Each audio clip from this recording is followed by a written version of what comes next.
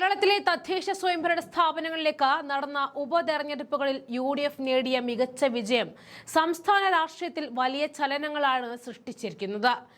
LDFന്റെ sitting സീറ്റുകൾ പിടിച്ചെടുത്തുകൊണ്ടും പരമ്പരാഗത വോട്ടുകൾ ഉറപ്പിച്ചു നിർത്തിയും UDF നടത്തിയ ഈ മുന്നേറ്റം വരാനിരിക്കുന്ന വലിയ തെരഞ്ഞെടുപ്പുകൾക്കുള്ള സൂചന കൂടിയാണ്. ശബരിമല സ്വർണ്ണക്കൊള്ളയും സർക്കാരിനെതിരായ ജനവികാരവും മാത്രമല്ല, UDFന്റെ കൃത്യമായ ആസൂത്രണവും ഈ വിജയത്തിന് പിന്നിലുണ്ട്. സ്വർണ്ണക്കൊള്ളയ്ക്ക് കൂട്ടുനിന്നവരും ജയിലിലേക്ക് പോകേണ്ടി വരും. ജനങ്ങൾ നടത്തിയ വിലയിരുത്തലിന്റെ ഫലമാണ് ഇത്. മുഖ്യമന്ത്രിയുടെ തെരഞ്ഞെടുപ്പ് ദിവസത്തെ പരാമർശം ജനം തള്ളി.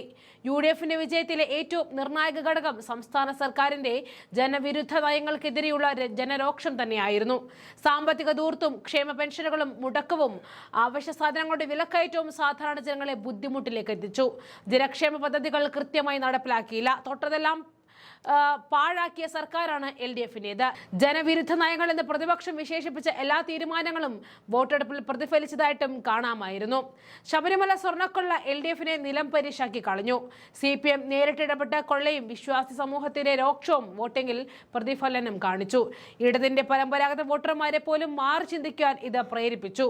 അഴിമതിക്കെതിരായ ജനങ്ങളുടെ വികാരം വോട്ടായി മാറുന്ന കാഴ്ചയാണ് പല വാർഡുകളിലും കണ്ടത്. അതുപോലെ തെരഞ്ഞെടുപ്പിനായി കരുതി വെച്ച ഇടതിന്റെ ആയുധങ്ങളുടെ എല്ലാം മുനയൊടിച്ച ഫലമാണ് ഉണ്ടായത്.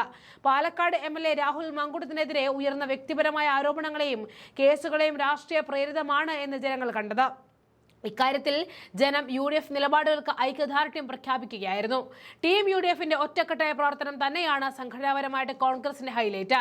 വളരെ മുൻപേയുള്ള ആസൂത്രണവും അതിന്റെ നടപ്പിലാക്കലും മികച്ച ഫലത്തിലേക്ക് കേരളത്തെ കോൺഗ്രസ് നേതാക്കളെ എങ്ങനെ പ്രവർത്തിച്ചുവെന്ന് ഇപ്പോൾ വ്യക്തമായി. തിരുവനന്തപുരത്ത് കോൺഗ്രസ് വലിയ മുന്നേറ്റം നിലനിർത്തിയെന്നും LDFന്റെ ഭരണപരാജയമാണ് തിരുവനന്തപുരത്ത് BJP സഹായിച്ചെന്നും KPCC അധ്യക്ഷൻ സണ്ണി ജോസഫ് പറയുമ്പോൾ അത് സത്യമാണെന്ന് കൂടി നമ്മൾ ഒന്ന് ഇരുത്തി ചിന്തിക്കേണ്ടിയിരിക്കുന്നു. തിരുവനന്തപുരത്ത് LDFന്റെ സിറ്റിംഗ് സീറ്റാണ് കുറഞ്ഞത്. തലസ്ഥാനത്ത് ഭരണവിരുദ്ധ വികാരം കോൺഗ്രസിന് വോട്ടാകാത്തതിന് പിന്നിൽ നേതൃത്വത്തിന് വീഴ്ചയുണ്ടായെന്നും പരിശോധിക്കും. മുരളീധരന്റെ നേതൃത്വത്തിൽ മികച്ച പ്രവർത്തനമാണ് തിരുവനന്തപുരത്ത് നടത്തിയത്. സർക്കാർ ഒരു തരത്തിലുമുള്ള തിരുത്തലുകൾക്കും തയ്യാറായിരുന്നില്ല. 200-ലധികം ഗ്രാമപഞ്ചായത്തിൽ LDFന് UDFനേക്കാൾ ഭൂരിപക്ഷം ഉണ്ടായിരുന്നു. അതാണിപ്പോൾ തിരുത്തിക്കുറിച്ചത്. എല്ലാ ത്രിതല പഞ്ചായത്തിലും വൻ വിജയമാണ് നേടിയത്. സർക്കാരിനെതിരായ വിധിയെഴുത്താണിത്. ശബരിമല സ്വർണ്ണക്കൊള്ള ജനകീയമായി അവതരിപ്പിച്ചു. നമുക്ക് അദ്ദേഹത്തിന്റെ ആ പ്രതികരണങ്ങളിലേക്ക് പോകാം. UDF തികഞ്ഞ സന്തോഷത്തിലാണ്. ജനങ്ങൾ, കേരള ജനത ഞങ്ങൾക്കൊപ്പം അതിശക്തമായ പിന്തുണ നൽകി ഞങ്ങളെ വിജയിപ്പിച്ചു. സർക്കാരിൻ്റെ ജനദ്രോഹ നയങ്ങൾ ഞങ്ങൾ തുറന്നുകാട്ടി, ജനങ്ങളെ മനസ്സിലാക്കി. LDFന്റെ കള്ളപ്രചരണങ്ങൾ ജനങ്ങൾ പാടെ തള്ളിക്കളഞ്ഞു. UDF ചരിത്ര വിജയത്തിലേക്ക് കുതിക്കുകയാണ്.